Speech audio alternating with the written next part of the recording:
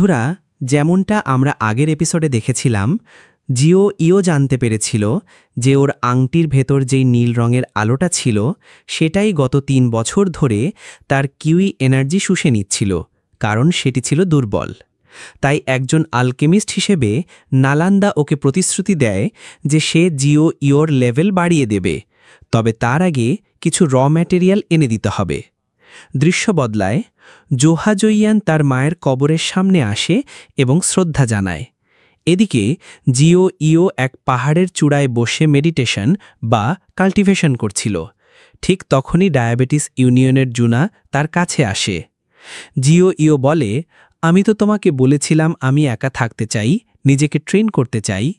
জুনা বলে, আমি এখানে এসেছি তোমাকে উৎসাহ দেওয়ার জন্য। আমার জীবনের ৩ বছর বৃথা গেছে, কিন্তু এই ৩ বছরে তুমি সবসময় আমার পাশে ছিলে। এজন্য তোমাকে অনেক অনেক ধন্যবাদ।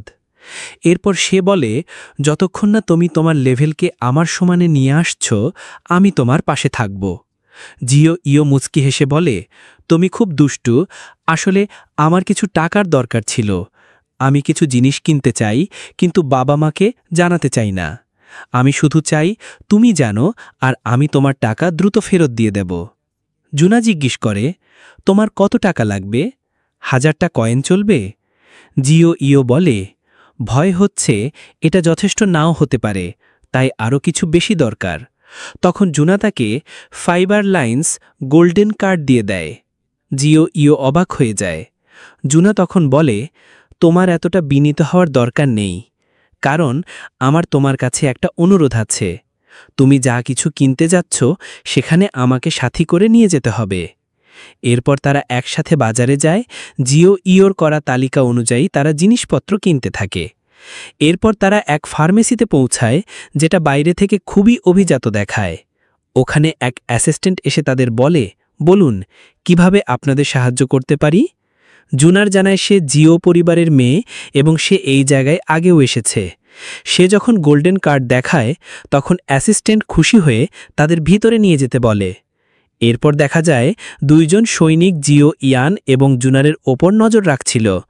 অ্যাসিস্ট্যান্ট তাদের জানায় যে আমাদের ফ্যাক্টরিতে এসে র মেটেরিয়ালস নেওয়া খুব ভালো সিদ্ধান্ত, কারণ আমাদের সম্পর্ক অপশনের সঙ্গে খুব ভালো, তাই আপনাদের যা দরকার সবই এখানে পাবেন। এমনকি আমাদের কাছে আন্ডারগ্রাউন্ড ব্লু ক্রিস্টালও রয়েছে। ইয়ান তখন জুনাকে জিজ্ঞেস করে, এই আন্ডারগ্রাউন্ড ব্লু ক্রিস্টালটা কি? জুনা জানায়, এটা পুরো কন্টিনেন্টে একটা দুর্লভ ম্যাটেরিয়াল।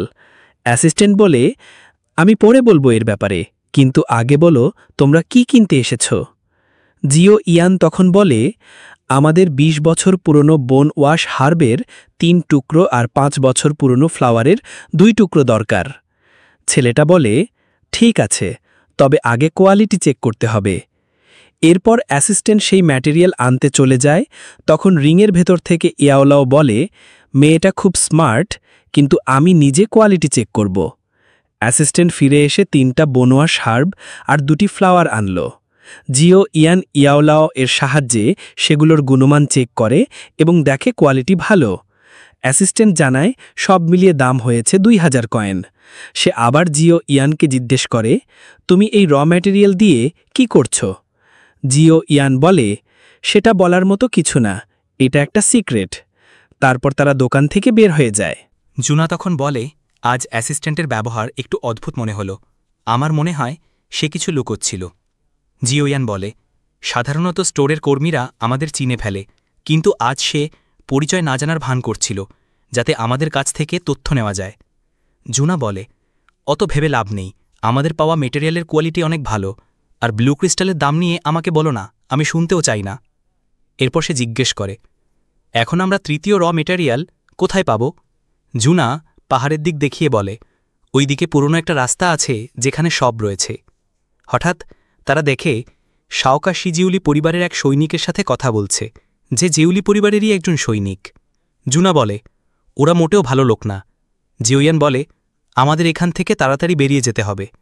তারা দৌড়ে গেটের দিকে যায়, কিন্তু ঠিক তখনই জিউলি পরিবারের 2 সৈনিক এসে তাদের পথ আটকায়। তারা বলে, তুমি সেই পরিবারের 3য় মাস্টার যে নিজের বাগদান ভেঙে দিয়েছিল। ইয়ান বলে, আমি বাগদান ভাঙিনি, তালাক দিয়েছি। একজন সৈনিক অন্যজনকে বলে, ছেলেটা তেমন শক্তিশালী নয়। ইয়াওলাও বলে, তুমি আমাকে আগে বলনি যে তুমি এটা নিলামে তুলতে চাও। শেয়াওয়ান বলে, আমাদের কাছে আর ম্যাটেরিয়ালস কেনার মতো টাকা নেই, আর এটা আমার কোনো কাজে লাগবে না, তাই ফেলে রাখা বৃথা। আমি আশা করি এই ক্রিমসন লিকুইড এলিক্সার আমাদের অনেক টাকা এনে দেবে। ইয়াওলাও হাসে এবং বলে, তুমি বেশ বুদ্ধিমান। এরপরে ভিতরে অকশন হাউসে যখন শেয়াওয়ান আবারও হাজির হয়, তখন তাকে অ্যালকেমিস্ট দেখা যায়, যিনি ওই এলিক্সার পরীক্ষা করে দেখে বলেন, এটা একদম হালকা, কোনো সাইড এফেক্ট নেই, তাই এটা নিঃসন্দেহ। শেয়াওয়ান সত্যিই নিলাম করতে চায়। সে বলে, আমি চাই এটা যত তাড়াতাড়ি সম্ভব নিলামে তুলে দেওয়া হোক। তারপর সে লেখাপত্রে সই করে এবং অকশন হলের অপশন রুমে শেয়াওয়ান ও ইয়াওলাও একসঙ্গে প্রবেশ করে। ইয়াফেইও তাদের সাথে আসতে চায়, কিন্তু শেয়াওয়ান তার হাত ধরে বলে, আমি চাই আমার পরিচয় গোপন থাকুক। এরপর ইয়াফেই নিলামের মঞ্চে উঠে যায় এবং লোকজনকে জানায়, এই গ্রেট এলিক্সার শুধু জ্ঞান বাড়ায় না, বরং স্পিড অফ রিফাইনমেন্টও বাড়ায়। তাই আপনারা যদি চান আপনার সন্তান জিনিয়াস হোক, তাহলে এই পণ্য কিনুন। শুরুর বিড হয় ৮,০০০ কয়েন। জিয়ালে জানত জিয়ানশিও এটা নিজের ছেলের জন্য কিনবেই, তাই সে দাম বাড়িয়ে ৩০,০০০ কয়েন বলে। এই দাম শুনে সবাই স্তব্ধ হয়ে যায়, কিন্তু জিয়ানশিও জানত এটা তার ছেলের ভবিষ্যতের জন্য দরকার, তাই সে বিড করে ৪০,০০০ কয়েন। জিয়ালি এর অর্থ বুঝে দাম বাড়িয়েছিল, কিন্তু জিয়ানশিও একটুও পেছোয় না এবং একই বিড আবার দেয়। শেষ পর্যন্ত আর কেউ বিড করে না এবং এলিক্সারটি জিয়ানশিওয়ের হয়ে যায়। এখানেই এপিসোড শেষ হয়।